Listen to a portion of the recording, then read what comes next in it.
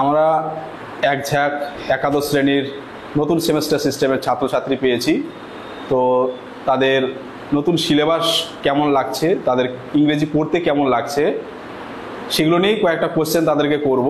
কারণ যাদের জন্য সিলেবাস নতুন করা হয়েছে, যাদের জন্য আমরা বিভিন্নভাবে সাহায্য করার চেষ্টা করি, তো তাদের কাছ থেকে আমার মনে হচ্ছে ফিডব্যাক নেওয়াটা অবশ্যই জরুরি। নতুন সেমেস্টার সিস্টেম তাদের কতটা ভালো লেগেছে, বা তাদের নতুন যে সিলেবাসে নতুন প্রোজ পিস বা পোয়েট্রি পিসগুলো এসেছে সেটা সম্পর্কে তাদের মতামত। একই সাথে সামনে যে পরীক্ষা হবে ওএমআর সিটে, মানে এমসিকিউ বেসড পরীক্ষা সেমেস্টার 1 এবং সেমেস্টার 3 ক্লাস 12-এ উঠে, সেটা সম্পর্কে ওভারঅল জানার জন্য তাদের আজকে কয়েকটা কোশ্চেন করব। তো সবাইকে অসংখ্য ধন্যবাদ সিম্পল গাইডকে সময় দেওয়ার জন্য। সবার নামগুলো একটু দ্রুত হাতে নিয়ে বলে দাও। আমার নাম অশোক মণ্ডল। অর্পিতা হালদার, অঙ্কিতা ভদ্র, শম্পা মাহাতো, দিশা সরকার, সুমিতা বৈদ্য, সঙ্গীতা দত্ত, অঙ্কিতা মণ্ডল। হ্যাঁ, তোমরা যারা স্নেহের ছাত্রছাত্রী আগের থেকে সিম্পল গাইডের সাথে যুক্ত রয়েছো, তোমরা হয়তো অনেকেই চিনেও থাকবে এদেরকে, এবং এরা ভালো স্টুডেন্ট, পড়াশোনা মোটামুটি ভালোই করে। তো যাই হোক, মূল প্রশ্নে চলে আসি যে আমরা আজকে এই ভিডিওটার অবতারণা কেন করলাম। ঠিক আছে, আমরা তো অন্য টপিক নিয়ে আলোচনা করতে পারতাম, ভিডিওটির দরকার পড়লো কেন। তো সেই প্রশ্নে চলে যাই তোমাদের কাছ থেকে মতামত নেওয়ার জন্য। আচ্ছা, তোমাদের সবাইকে প্রথম কোশ্চেন, নিউ সেমেস্টার সিস্টেম ইংরেজি তোমরা পড়ছো, ইংরেজি টেক্সট বই হাতে পেয়েছো নিশ্চয়ই? হ্যাঁ। তো নতুন সিলেবাস তোমাদের কেমন লাগছে? তোমরা একটু ইন্ডিভিজুয়াল মতামত, অর্থাৎ তোমাদের নিজস্ব ব্যক্তিগত মতামত জানাও যে নতুন সিলেবাস তোমাদের কেমন লাগছে। নতুন সিলেবাস অবশ্যই ভালো লাগছে, কিন্তু তার সাথে নার্ভাসনেসও আছে, কারণ আমরা এই নিউ সিলেবাসের ফার্স্ট ব্যাচ। যারা হলো মানে আমাদের পরে যারা যেসব ব্যাচরা থাকবে তাদের একটা সুযোগ সুবিধা পাবে যে আমাদের কোশ্চেনগুলো দেখতে পাবে, কিন্তু আমরা তো সেটা পারছি না, বা টেক্সট বই এবং গাইড বই সবাই ঠিকমতো রেফারেন্সগুলো পাচ্ছি না, এবং স্যার ম্যামরাও কনফিউশনে আছেন। অঙ্কিতা ভালো বলেছে যে সেমেস্টার সিস্টেমের নিউ সিলেবাস একটু হলেও নার্ভাসনেস আছে। তোমার প্রশ্নের ধরন বা বিগত বছরের প্রশ্ন, প্রিভিয়াস ইয়ার সালের কোশ্চেন যেহেতু নেই। আচ্ছা, ঠিক আছে, এবার বাকিদের মতামত একটু শোনার চেষ্টা করব। বাকি তোমাদের কেমন মনে হচ্ছে? অঙ্কিতা, সঙ্গীতা, সুস্মিতা বলো। স্যার আমাদের একই মনে হচ্ছে। আচ্ছা, কঠিন মনে হচ্ছে তো? হ্যাঁ। ওকে, কিন্তু তোমাদের তো সুবিধা, এমসিকিউ টাইপ কোশ্চেন হবে সেমেস্টার 1। স্যার গ্রামারটার জন্য একটু গ্রামার, মানে গ্রামার নিয়ে চিন্তা। হ্যাঁ। MCQ type first grammar question হবে তো? হ্যাঁ। মানে অপশন দিয়ে দেওয়াই থাকবে। ও ঠিক আছে, আশা করি সহজ হবে। তোমরা আগের সিলেবাস দেখেছো? ক্লাস 11-এর আগের সিলেবাস কেমন ছিল? হ্যাঁ, দেখেছি পুরনো স্টুডেন্টদের কাছ থেকে। আচ্ছা, তোমাদের কিরকম মনে হচ্ছে? আগের সিলেবাসটা ভালো ছিল না এখনকার সিলেবাসটা বেশি ভালো হয়েছে মনে হচ্ছে? সেরকম তো আমরা আগের সিলেবাসটা পড়িনি, বাট পুরনো স্টুডেন্টদের কাছ থেকে বই নিয়ে কিছুটা দেখেছিলাম, আগেরটা ভালো ছিল বোধ হয় এটার থেকে। আচ্ছা, আমার মনে হয়। এবার দিশা বলো, যেরকম অঙ্কিতা বললো যে আগের সিলেবাসটা নাকি ভালো ছিল, তো নতুন সিলেবাসের থেকে আগের সিলেবাসটা ভালো ছিল, কেন এরকম ধারণা তোমাদের? স্যার আমার মনে হচ্ছে এখনকারটাও ভালো, কারণ এমসিকিউতে অপশন দেওয়া থাকবে 4টা, তার মধ্যে বেছে নিতে হবে, সেই জন্য। আচ্ছা, তোমাদের সেমেস্টার 1, তোমরা তো এখন সেমেস্টার 1-এর ছাত্রছাত্রী তো? হ্যাঁ। বাহ, খুব সুন্দর, সেমেস্টার 1-এর ছাত্রছাত্রী। আচ্ছা, কিন্তু তোমাদের একটা ভালো সুযোগ আমি বলবো যে সেমেস্টার ভাগ হয়ে যাওয়াতে সিলেবাসটা কিন্তু অনেক ভেঙে দেওয়া হয়েছে।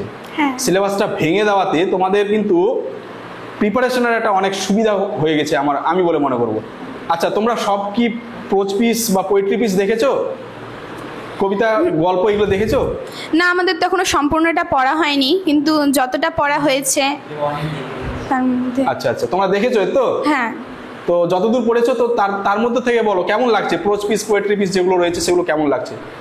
আমাদের ফার্স্টে যে প্রোজটা আছে অ্যান অ্যাস্ট্রোলজার্স ডে আর.কে নারায়ণের লেখা, সেটা খুব ভালো লেগেছে।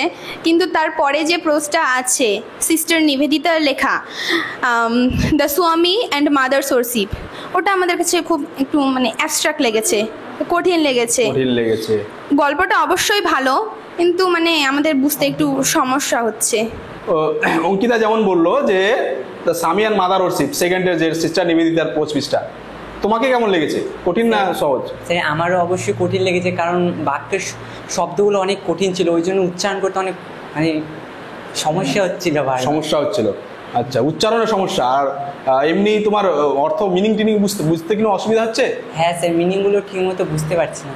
আচ্ছা আচ্ছা, ঠিক আছে। সিম্পল গাইডে ভিডিও দেওয়া আছে, যতটা সহজ করে পারা যায়। সত্যি কথা বলতে আমারও ব্যক্তিগত মতামত, দ্য সামি অ্যান্ড মাদার ওরশিপ খুবই সুন্দর একটা মূল্যবান কোচ পিস আমরা পেয়েছি ক্লাস 11-এ, কিন্তু তোমাদের পক্ষে একটু হলেও কঠিন, যেরকমটা আমার মনে হয়েছে, মানে বোঝার ক্ষেত্রে। ঠিক আছে, কিন্তু এমনিতে খুবই ভালো একটা ইম্পর্টেন্ট একটা কোচ পিস আমরা পেয়েছি।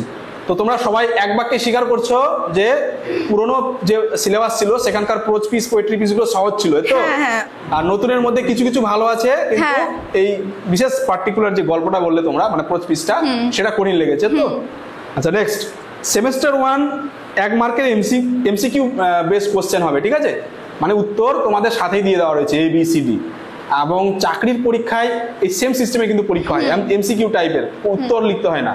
তো সেক্ষেত্রে আমার যেটা ধারণা, তোমাদেরকে কোশ্চেন করছি যে এমসিকিউ সিস্টেম হলে তো নম্বর ক্যারি করা সহজ হবে, তোমাদের নম্বর বেশি উঠবে, ভালো উঠবে। তোমরা কি মানে তোমাদের কি মতামত, তোমরা একটু যদি জানাও। নম্বর তো বেশি ওঠার কথা, কিন্তু এমসিকিউ এর একটা কনফিউশন তো ব্যাপার আছেই, কারণ বড় কোশ্চেন এখানে লিখতে হচ্ছে না আমাদের, মানে কিছু লিখতে হচ্ছে না, সেখানে দেওয়া থাকছে, এবার অ্যান্সারটা বের করতে একটু কনফিউশনের ব্যাপারটা আছে। এমসিকিউ মানে তো নম্বরটা বেশি উঠবে, কারণ নম্বর কাটার কোনো জায়গা থাকবে না টিচারদের, ঠিক না? ABCD যেটা উত্তর সেটা লিখে দিলে তুমি একে এক, এটা একটা সুবিধা এমসিকিউ এ, নম্বর কাটার জায়গা নেই টিচারদের। তো সেক্ষেত্রে এমসিকিউ হলে তো নম্বর বেশি উঠবে। তোমাদের কি মতামত, তোমরা যদি একটু জানাও। হ্যাঁ, এমসিকিউ এ একটা নম্বর কাটার জায়গা নেই, কিন্তু হলো টেক্সটটা ডিটেলসে পড়তে হবে, কারণ কোথা থেকে কোশ্চেন আসবে সেটা আমরা জানি না। আর আমাদের এখন তো ফার্স্ট সেমিস্টারের মানে এক্সামের রুটিনটাও দিয়ে দিয়েছে আমাদের কাছে খুব কম সময়।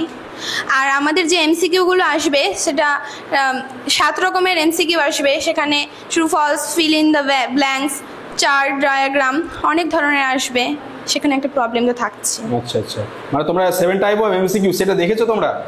হ্যাঁ, কিছুটা তো দেখেছি। 7 ধরনের এমসিকিউ, কিন্তু মানে নরমাল এমসিকিউ না। হ্যাঁ, এটা আমিও বলে দেই যে হ্যাঁ সত্যি তোমাদের কিন্তু খুঁটিয়ে টেক্সট পড়তে হবে, এটা কিন্তু একটা ব্যাপার।